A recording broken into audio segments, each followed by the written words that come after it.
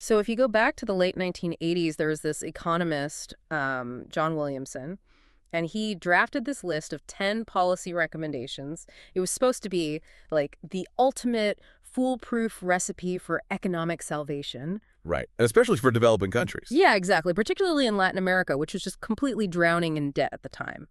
And this list, it became known as the Washington Consensus. The premise was, well, it was shockingly simple, almost seductive, just deregulate, privatize everything, cut state spending, and just let the free market work its magic. The state was basically viewed as the entire problem, Yeah. and the market was the absolute, unquestionable solution. Right. It was the absolute zenith of market fundamentalism. Oh, absolutely. I mean, the International Monetary Fund and the World Bank, they effectively weaponized this consensus. They attached these 10 principles as strict conditions for any country desperate enough to need a bailout loan. It was very much a, you want our money, you dismantle your state apparatus and open your borders to global capital. But the historical irony of that is just staggering. Because while Latin America swallowed that bitter pill and frankly subsequently faced what they call a lost decade of stagnation and massive inequality, a group of nations in East Asia just largely ignored the Washington Consensus. Yeah, they completely defied it. They kept the state heavily involved, they manipulated markets, and they experienced literally the greatest economic boom in human history. Which really shatters that illusion that economics is just this binary choice between pure capitalism and pure state control. Exactly, and that is exactly why we are here. Welcome to the deep dive. For you listening, whether you are an economics student gearing up for the Indian Economic Service GE-03 Paper 3 exam, or maybe a policy professional, or just someone trying to understand why some nations prosper while others fail, our mission today is to pull apart the comparative political economy of the state versus the market. And we are going through a mountain of source material today. We've got past IES exam questions, model answers, developmental state theories, and the intellectual heavyweights who really defined the 20th century. But before we jump in, we need to establish some ground rules for this exploration. Because the debate between the state and the market, it touches the absolute core of some heavily politically charged ideologies, right? Yeah. From orthodox Marxism to pure Austrian school libertarianism. Right. And our role today is absolutely not to pick a winner or, endorse a specific political worldview. We are strictly looking at the objective mechanics of these doctrines. Exactly. We're impartial observers here. We are asking, under what specific conditions does a market actually fail? When does state intervention work, and when does it just become a bureaucratic nightmare? To frame this whole conversation, we're actually looking at two landmark questions from the IES exams that perfectly encapsulate this tension. The first deals with the structural adjustment and the Washington Consensus critique that we just mentioned. Yeah, and the second one is question 40 from the 2013 exam, which I love because it makes this really profound philosophical claim. The quote is, "Economic planning limits the economic freedom of the individual to some extent, but it does not limit it more than an unplanned market economy does." That specific phrasing is so interesting because it forces us to redefine what freedom actually means in an economic context. It pushes past the formal legal definition of freedom. The idea that you're free as long as the government isn't telling you what to do. Exactly. It demands we look at substantive freedom. Because if an unplanned market economy leaves you utterly impoverished without access to healthcare or education, your formal freedom to start a business or, buy luxury goods is completely meaningless. Yeah. Amartya Sen and John Dries touch on this exact concept in our sources. They point out that a market is fundamentally driven by purchasing power. Right. If a society suffers from mass poverty, millions of people essentially cast zero votes in the marketplace. To the pure market mechanism, those people effectively do not exist. They're invisible to the price mechanism. Exactly. Therefore, relying solely on an unplanned market will just mathematically fail to deliver basic human welfare. And that realization is really the bedrock of development economics. But before we can understand how the state tries to plan or intervene to fix those welfare gaps, we have to understand the specific mechanical failures of the market itself. We have to diagnose the illness before we evaluate the cure. So let's pull apart this concept of market failure, because the Washington Consensus assumed markets are naturally efficient. But the theoretical model of a perfectly free, efficient market relies on this laundry list of completely utopian assumptions. Oh, yeah, like perfect competition. Right, perfect competition, meaning absolutely no monopolies. It assumes perfect symmetrical information, meaning the buyer and the seller know literally everything about the product. And crucially, and this relates to the institutional framework laid out by economist Douglas North, it assumes zero transaction costs and perfectly defined, easily enforced property rights. Douglas North's contribution is so vital here. He pointed out that institutions are the rules of the game, the formal laws and the informal social norms that govern human interaction. In the real world, especially in developing economies, property rights are often muddy, courts are backlogged, contracts are incredibly difficult to enforce. Right. So when those institutional foundations are weak, the transaction costs of doing business just skyrocket. Right. The market simply cannot achieve that theoretical frictionless efficiency. And even if we assume strong institutions, the price mechanism itself frequently breaks down. Let's examine the specific types of market failure outlined in the syllabus. Let's start with public goods. The technical definition of a public good rests on two pillars. It must be non-rival and non-excludable. National defense is the textbook illustration of this. Or a lighthouse. If I'm a ship captain navigating by the light of a lighthouse, my use of that light doesn't diminish the light available to the next ship. That's the non-rival aspect. Makes sense. And the lighthouse owner cannot selectively turn off the light only for the ships that refuse to pay the toll. So that is the non-excludable aspect. Which introduces a fatal flaw for private enterprise, right?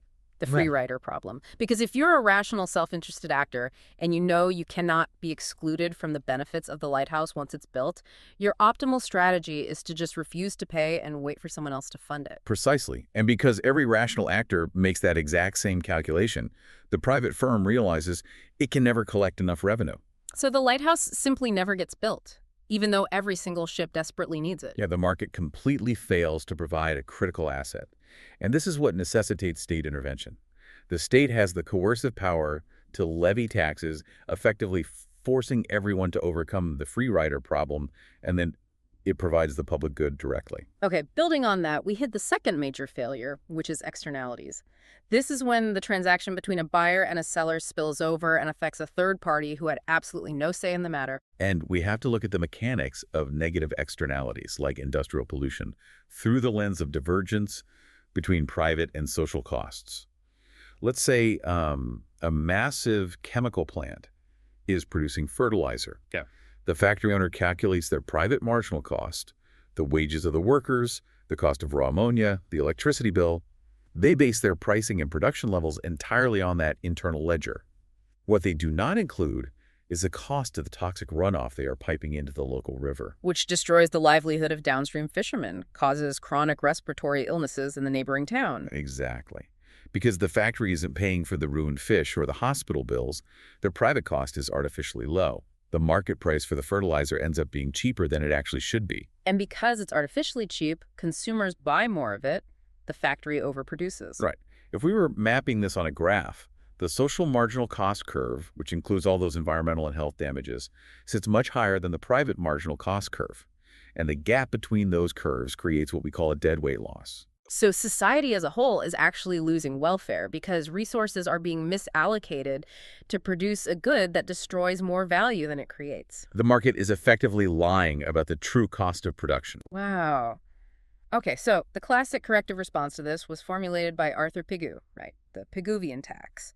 By calculating the exact monetary value of the environmental damage and levying that as a tax on the factory, the state forces the producer to internalize the externality. That's the theory.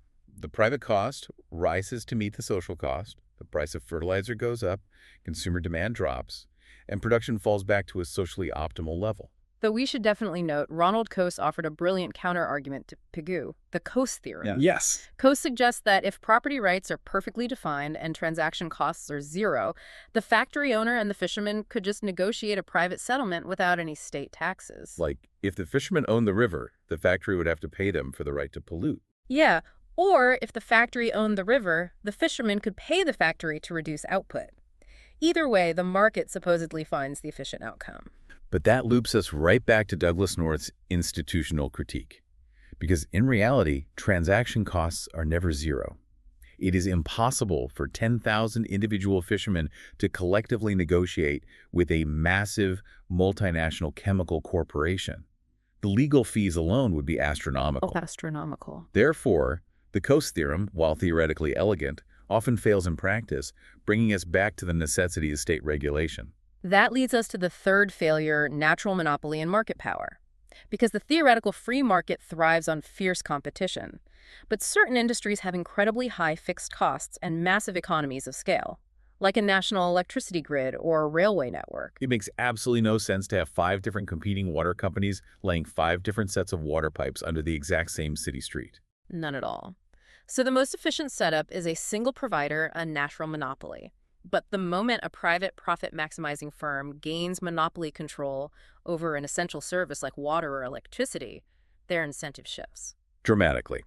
To maximize profit, a monopolist will intentionally restrict the supply of the service and hike up the price far above the marginal cost of providing it. They transform consumer surplus into monopoly profit. This is a severe allocative inefficiency. Society is willing to pay the actual cost of the water, but the monopolist creates artificial scarcity. And historically, this justifies the state either heavily regulating the prices the monopoly can charge or nationalizing the industry entirely. Then we also have information asymmetry, which just completely derails the assumption that buyers and sellers have perfect knowledge. George Ekerlof famously modeled this with his market for lemons concept regarding used cars, but it applies devastatingly to financial and healthcare markets. When one party knows significantly more than the other, the market collapses. Like with health insurance, if you are applying for health insurance, you know your family's history of heart disease, your minor aches and pains, your dietary habits. The insurance company only sees a generic risk profile. Right. And because the insurance company knows people might be hiding illnesses, they raise premiums across the board to protect themselves. Which triggers adverse selection. The healthy people look at the exorbitant premiums and decide, well, this isn't worth it, I'm opting out. So only the sickest people, who know they will need expensive care, are willing to pay the high premiums. The risk pool becomes toxic. The insurance company has to raise premiums even higher, and eventually the entire market unravels. The state often has to intervene by mandating coverage or providing public insurance to stabilize the system. So all of these failures, public goods, externalities, monopolies, asymmetric information, they justify what the sources call the corrective role of the state. The state acts as a referee, tweaking the rules, applying taxes, or breaking up monopolies to fix the broken GPS of the market mechanism. But Joseph Stiglitz, in his critique of market fundamentalism, introduces a completely different paradigm for developing nations, the developmental role. Right. Stiglitz pointed out a massive blind spot in the Washington Consensus. The consensus assumed that if you just remove state regulations, a vibrant, efficient market will spontaneously emerge. But Stiglitz argued that in the developing world, markets aren't just inefficient, they're frequently missing altogether. I mean, you can't deregulate a financial sector that doesn't exist. Precisely the problem. A corrective state tries to fix a distorted market. A developmental state has to physically and institutionally build the market from scratch. It has to act as an entrepreneur. So if private banks refuse to lend to farmers because the risk is too high, the developmental state must create a state-owned agricultural bank. Exactly. If private companies won't build steel mills because the capital requirements are too massive, the state must build the initial heavy industrial base.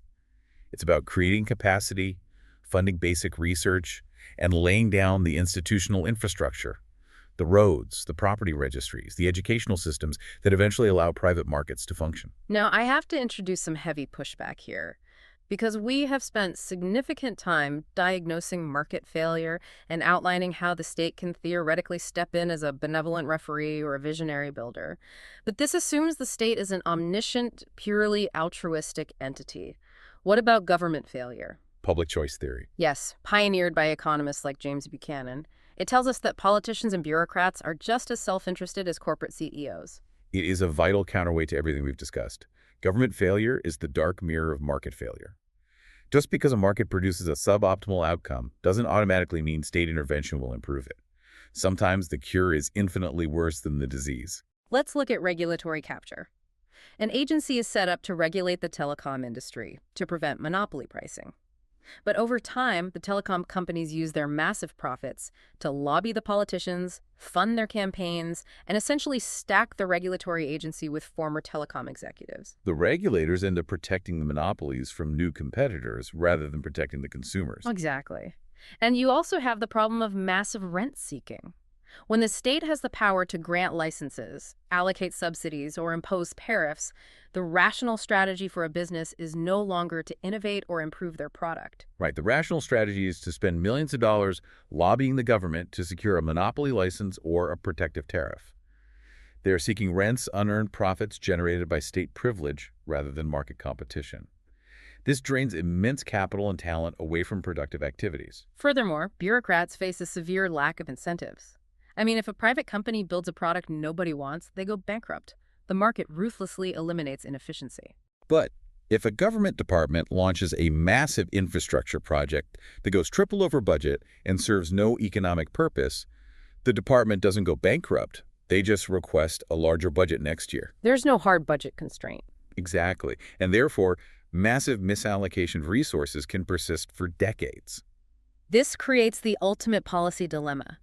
We are forced to choose between imperfect markets and imperfect states. The comparative political economy isn't about finding a flawless system. It's about matching the specific institutional capacity of a country to the appropriate policy tool, constantly balancing the severity of market failure against the probability of government failure. Which provides the perfect transition into what I think is the most fascinating intellectual battleground of the 20th century, the debate over whether we should use markets at all. The socialist calculation debate. Yes, if markets are riddled with monopolies and externalities, and if they inherently ignore the poor, why not just bypass the messy, chaotic price mechanism entirely? Why shouldn't a benevolent, hyper-rational state just plan the entire economy from the top down? This debate fundamentally shaped modern economic thought.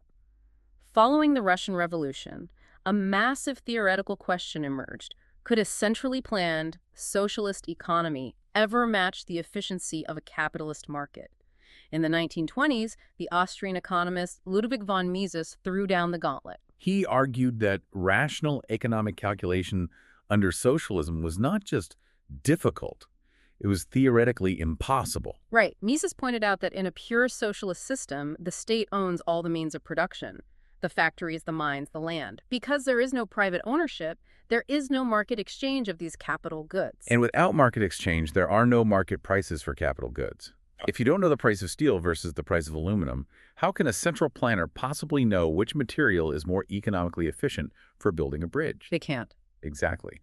Without prices to signal relative scarcity, Mises argued, central planners are just groping in the dark. The entire economy descends into arbitrary chaos. But the socialists struck back with a highly sophisticated counter-argument in the 1930s. Economists Oscar Lange and Abba Lerner proposed something called market socialism, and their argument is conceptually brilliant. It really is. They looked at the mathematical models of general equilibrium theory, which basically showed that a free market is essentially just a giant decentralized computer solving millions of simultaneous equations through trial and error to find the right prices. So Lange and Lerner argued that a central planning board could just replicate that mathematical process. The state would own the factories, but the planners would instruct the factory managers to behave exactly as if they were operating in a perfectly competitive free market. The central planning board would act like an auctioneer. They would declare arbitrary starting prices for every good. If consumer demand exceeded supply, causing shortages, the planners would raise the price. If goods piled up in warehouses, they would lower the price. They believed they could simulate the market mechanism without actually having private property, thereby achieving economic efficiency without the inequality of capitalism. It was essentially a massive data processing dream. Give us enough clerks and enough adding machines, and we can solve the economy. And then Friedrich Hayek enters the arena. Hayek took Mises' original critique and refined it into perhaps the most profound insight in modern economics, the knowledge problem. Hayek essentially told Lange and Lerner that their mathematical models entirely misunderstood the nature of human knowledge. This is a critical distinction. The data required to run an economy is not the kind of clean, objective, codified data you find in a physics textbook. Right. It's not just a list of numbers. No, Hayek argued that the most crucial economic knowledge is dispersed, tacit, and fleeting.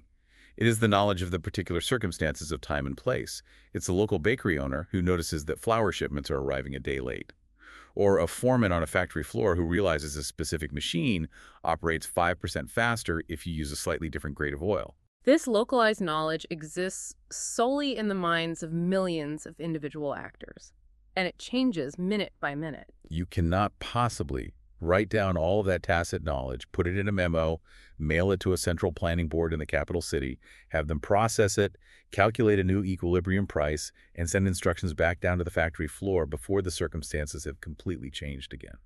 The friction of information transfer makes central planning a fantasy. And this is Hayek's masterstroke regarding the price mechanism. He argued that the market price is not just a ratio of exchange, it is a highly compressed telecommunications system. I love that analogy. When a tin mine collapses in South America, the local bakery owner in Paris doesn't need to know about the mine. They don't need a central planner to issue a decree. All they see is that the price of tin cans has ticked upward. That single decentralized price signal instantly conveys all the necessary information. It prompts millions of unconnected individuals to independently conserve tin and seek alternatives. The price mechanism aggregates dispersed human knowledge in a way no central authority ever could. So Hayek conclusively won the debate regarding pure, comprehensive central planning. The knowledge problem proved that a top-down command economy will always suffer from catastrophic information bottlenecks, which leaves us in a fascinating bind. We know pure markets fail and leave the vulnerable behind, but we also know comprehensive central planning collapses under the weight of the knowledge problem. This forces us to examine the spectrum of planning. How do real-world governments attempt to navigate this middle ground?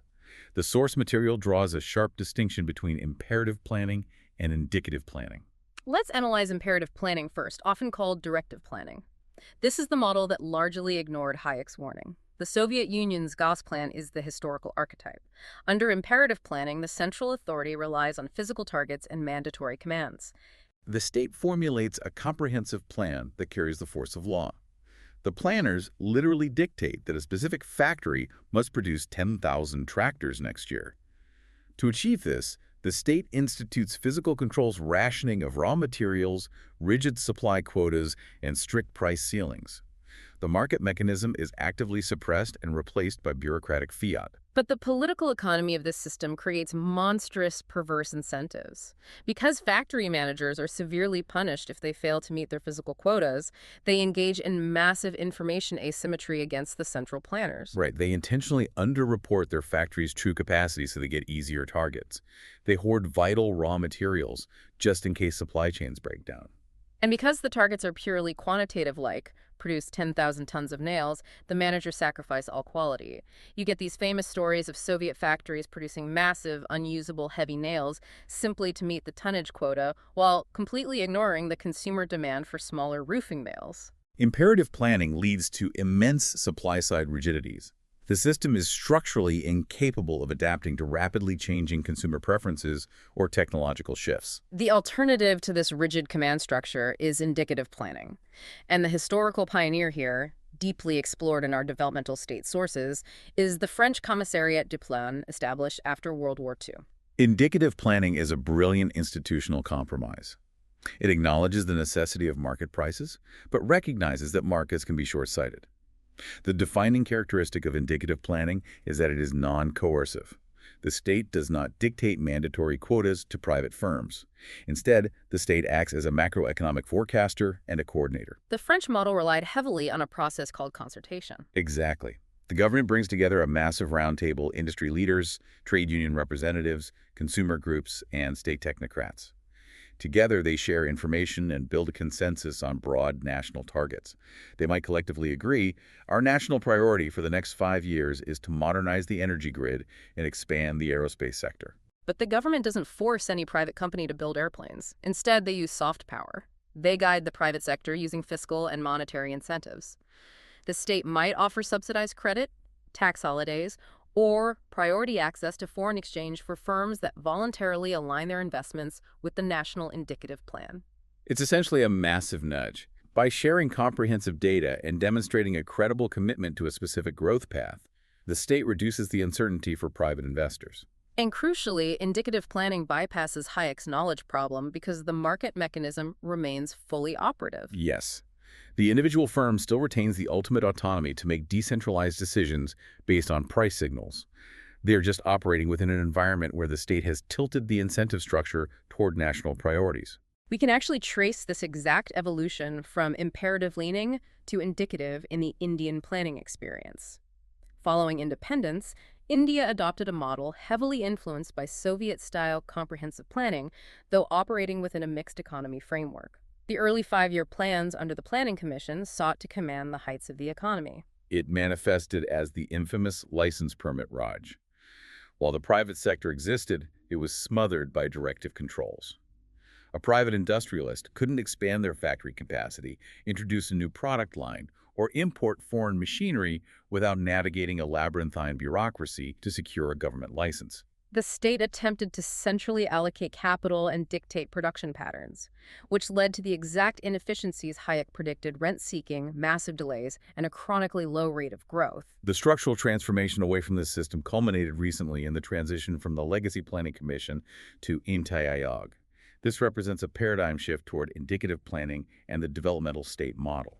Any IOG operates on fundamentally different principles. It does not have the power to allocate central funds, and it does not issue mandatory five-year plans. Instead, it functions as a premier policy think tank. It formulates long-term strategic visions. It acts as a facilitator, not a commander.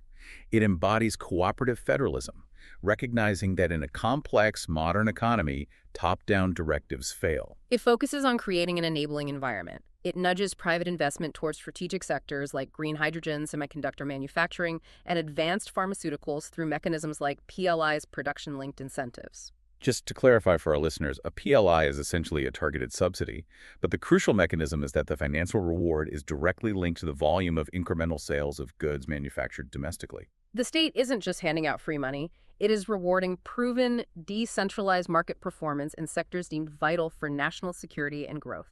Alongside this shift from imperative to indicative, the sources emphasize another critical transition: the move from centralized, top-down planning to decentralized, participatory planning. This is where we discuss PRIs, or Panchayati Raj institutions. Because the fundamental flaw of top-down planning is that a bureaucrat sitting in a central ministry in New Delhi cannot possibly know the specific infrastructural needs of a remote tribal village in Odisha or a coastal fishing community in Kerala. They lack Hayek's local knowledge. The constitutional formalization of Panchayati Raj institutions mandates that economic planning must originate at the grassroots level. A Gram Sabha, the village council, assesses its own localized needs. Do they need a primary health center, a check dam for irrigation, or a paved connecting road? They draft a local plan, which is then aggregated upward to the block level and finally to the district planning committee. This decentralized approach dramatically reduces information asymmetry. By empowering the actual stakeholders to make resource allocation decisions, participatory planning ensures that state interventions align with the realities on the ground, making development significantly more inclusive and efficient. Okay, we've covered the theoretical anatomy of market failure, the philosophical battleground of the calculation debate, and the institutional mechanisms of planning. Now, we have to look at how these theories played out on the global stage regarding industrial strategy and international trade. How did developing nations actually attempt to engineer economic growth in the shadow of the industrialized West? The latter half of the 20th century provided a massive, real-world laboratory testing two distinct strategies: import substitution industrialization, or ISI, versus export-led growth. The divergent outcomes of these strategies explain the modern geopolitical landscape. Let's dissect the rationale behind import substitution first. If you are a newly independent nation in the 1950s or 60s, largely in Latin America or South Asia, you face a terrifying reality. Your domestic manufacturing base is tiny, technologically backward, and fragile.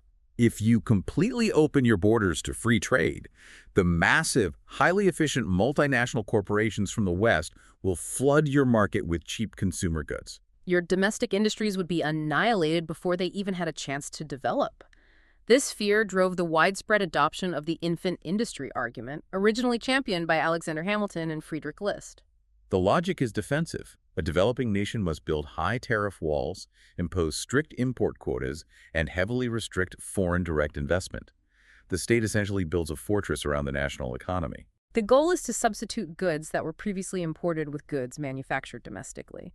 The promise is that behind these protective walls, the infant domestic industries will have the breathing room to scale up, master the technology, and become globally competitive. Once they reach maturity, the state will supposedly lower the tariff walls. That was the theory. But the political economy of ISI proved to be disastrous. The fundamental flaw was that the infants never wanted to grow up. Excessive protectionism completely insulated domestic manufacturers from the disciplinary forces of global competition. Because foreign goods were blocked, the domestic firms enjoyed a captive national market. They had guaranteed sales regardless of their product quality. And this destroyed the incentive structure. I mean, why invest millions in research and development to improve product quality or lower cost when your monopoly status is guaranteed by state tariffs? Domestic industries became bloated, inefficient, and technologically stagnant. Consumers were forced to pay exorbitant prices for low-quality, domestically produced goods. Which brings up the political economy angle. The massive monopoly profits generated behind the tariff walls weren't reinvested in innovation. They were used to aggressively lobby the political establishment to ensure the tariffs were never removed. The capitalists captured the state apparatus. Furthermore, ISI paradoxically exacerbated economic inequality and triggered balance of payments crises. Because the state often prioritized heavy, capital-intensive industries like steel, petrochemicals, and heavy machinery to achieve self-reliance, these sectors soaked up all the available national credit. But capital-intensive industries don't employ many people. No, they don't. So ISI completely failed to generate the mass labor-intensive employment required to pull the rural population out of poverty. And because these inefficient industries required massive imports of foreign machinery and oil to function, but exported almost nothing, countries continuously ran out of foreign exchange reserves, which led straight to the debt crises of the 1980s. Contrast that catastrophic failure with the strategy adopted in East Asia, specifically Japan, South Korea, and Taiwan. They charted a radically different course, adopting the export-led growth model driven by what political scientists call the developmental state. Scholars like Chalmers Johnson, who studied Japan's Ministry of International Trade and Industry, and Alice Amsden, who analyzed South Korea's industrialization, they revolutionized our understanding of state intervention. The East Asian model did not rely on pure free markets. The state intervened heavily, actively picking winners and manipulating credit. But their intervention was fundamentally different from ISI. They didn't build a fortress, they built a staging ground for global conquest. Exactly the dynamic. Instead of protecting industries indefinitely in a captive domestic market, the developmental state violently forced its domestic firms to compete on the global stage.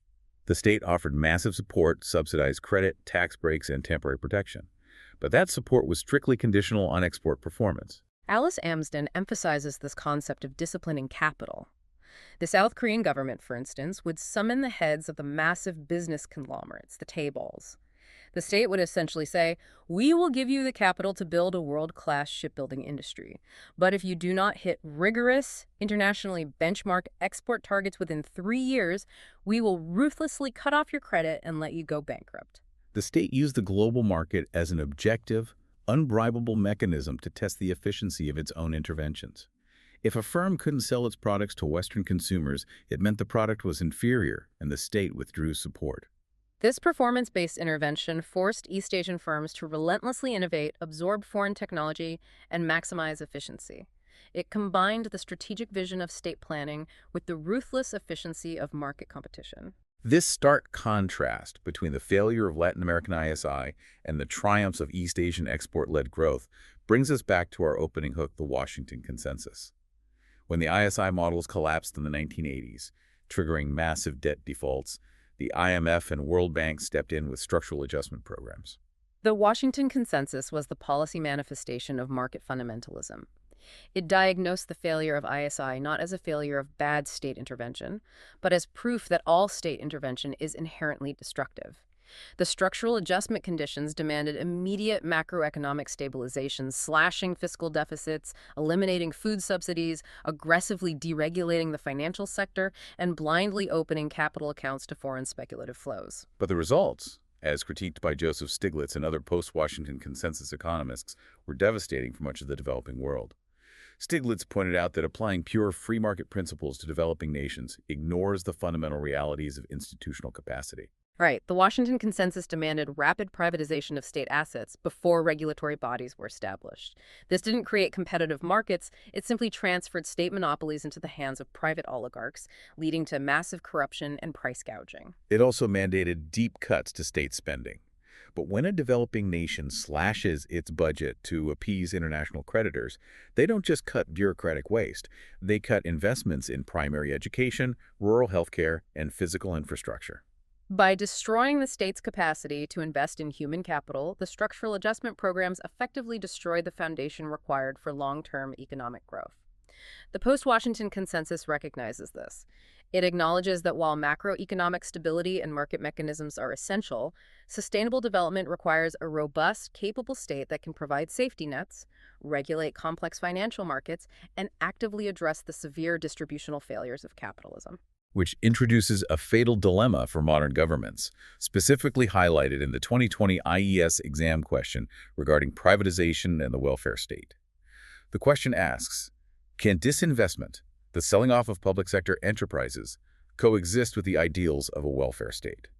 At first glance, selling state assets feels like a capitulation to the Washington Consensus. It feels like the state is abandoning its social mandate to embrace pure capitalism. It is a profound paradox, but analyzing the mechanics reveals the synthesis. We must differentiate between what a state owns and what a state provides. The core mandate of a modern welfare state is not to manufacture commercial goods. The mandate is to ensure universal access to capabilities, education, healthcare, and social security. The Mahatma Gandhi National Rural Employment Guarantee Scheme, or MGNRGS, is a perfect example. It guarantees 100 days of wage employment to rural households. It functions as a massive, vital macroeconomic safety net, putting a floor under rural poverty and boosting aggregate demand during economic downturns. But running a program like MGNRGS requires immense, sustained physical resources. Now, consider a government that is simultaneously clinging to the ownership of a legacy, loss-making public sector enterprise, say, a state-owned commercial airline or a telecommunications firm operating in a highly competitive market. The state is constantly bailing out that inefficient airline with taxpayer money just to keep it afloat. Exactly the trade-off. Every single rupee the government spends covering the losses of an inefficient, non-strategic commercial enterprise is a rupee actively stolen from funding rural hospitals, primary schools, or the MGNRGS budget. The opportunity cost is staggering. So disinvestment, the strategic sale or privatization of these non-core assets, is not an abandonment of welfare. It is the exact opposite. By shedding these commercial liabilities, the government stops the fiscal bleeding. Furthermore, the massive revenue generated from the sale of these assets can be directly ring-fenced and re-injected into the social sector. We also see the rise of public-private partnerships, or PPPs, as a middle ground here. PPPs represent a nuanced evolution of state capacity. Instead of the state trying to design, finance, and operate a massive infrastructure project like a toll highway or a modern airport, which often leads to massive cost overruns and delays the state partners with private capital. The private sector brings its ruthless efficiency, technological expertise, and access to capital markets. The state provides the land acquisition, the regulatory framework, and ensures that user fees remain equitable. The state leverages private efficiency to deliver public goods, preserving its own fiscal space for direct welfare interventions. This completely reframes the narrative. Disinvestment and PPPs, when executed with strong regulatory oversight, are not ideological surrenders to the free market. They are highly pragmatic fiscal strategies. Shrinking the state's footprint in commercial manufacturing is the very mechanism that allows the state to expand its footprint in human development. The overarching theme of our entire analysis today is synthesis. The binary framing of the state versus the market is intellectually bankrupt. Markets are unparalleled, decentralized supercomputers for processing dispersed information, driving allocative efficiency, and fostering technological innovation. But markets are inherently blind to social equity, highly susceptible to externalities, and structurally incapable of providing public goods. The state, conversely, possesses the coercive power to overcome free rider problems, internalize externalities through taxation, and establish the institutional frameworks, the Douglas North rules of the game, that allow markets to function. But comprehensive state control falls victim to Hayek's knowledge problem, suffocating under bureaucratic rigidity and rent-seeking. Therefore, the optimal political economy for a developing nation is the dynamic, constantly recalibrating developmental state. A state that utilizes indicative planning to set strategic visions, employs market mechanisms to discipline capital, and relentlessly invests in the capabilities of its citizens to ensure inclusive growth. For those of you specifically targeting the upcoming Indian Economic Service exams, let's crystallize this deep dive into actionable foresight. Based on the ideological shifts in the syllabus and the historical weight of these debates, we project three highly probable analytical patterns for the 2026 GE-03 paper. First, anticipate a question demanding a rigorous comparative analysis of industrial strategies.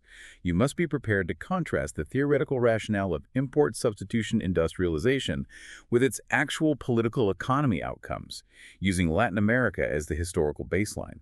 You must then contrast this with the East Asian export-led growth model.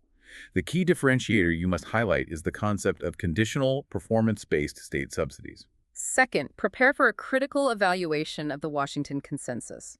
Don't just list the 10 points. You need to articulate Joseph Stiglitz's critique of market fundamentalism. Explain how demanding rapid privatization and fiscal austerity in the absence of mature institutional and regulatory frameworks destroys state capacity and deepens poverty. Finally, be ready to deconstruct the developmental state theory. Be prepared to cite Chalmers-Johnson and Alice Amsden. You will likely be asked to evaluate the specific conditions that allowed East Asian states to successfully discipline capital, and whether that model can be directly transplanted to democracies with different institutional histories and social capital structures. Those are your high-yield targets. Now, before we conclude, I want to leave you with one final provocative thought experiment that bridges the economic history we've discussed with the technological frontier of tomorrow. Let's circle all the way back to the socialist calculation debate. The clash between Oscar Lange and Friedrich Hayek. Right. Hayek definitively won that debate in the 20th century. He proved that no central planner could ever collect, process, and act upon the millions of pieces of dispersed, tacit, rapidly changing local knowledge faster than the decentralized price mechanism. The friction of data collection made market socialism a mathematical impossibility. But Hayek formulated the knowledge problem in a world of paper memos, rotary telephones, and filing cabinets. Which introduces a terrifyingly fascinating variable. Today, we live in the era of hyperconnectivity and surveillance capitalism. We have supply chain algorithms built by Amazon that can predict you are going to run out of laundry detergent before you even realize it yourself. We have quantum computing and artificial intelligence models processing billions of behavioral parameters every single second. The epistemological barrier is shifting. Exactly. If the primary barrier to Oscar Lange's dream of a perfectly planned, simulated market economy was purely computational, an inherent limit on data processing and transmission, does the modern explosion of AI mean that limit is disappearing? If an artificial superintelligence can instantly aggregate dispersed, tacit knowledge, monitor every transaction in real time, and calculate general equilibrium prices faster and more accurately than a chaotic free market, does Hayek's ultimate critique still hold? Could technology make comprehensive, efficient central planning actually possible in the 21st century? Think about it. A profound dilemma that will define the political economy of the next 50 years. Until next time, keep questioning the consensus and keep diving deep.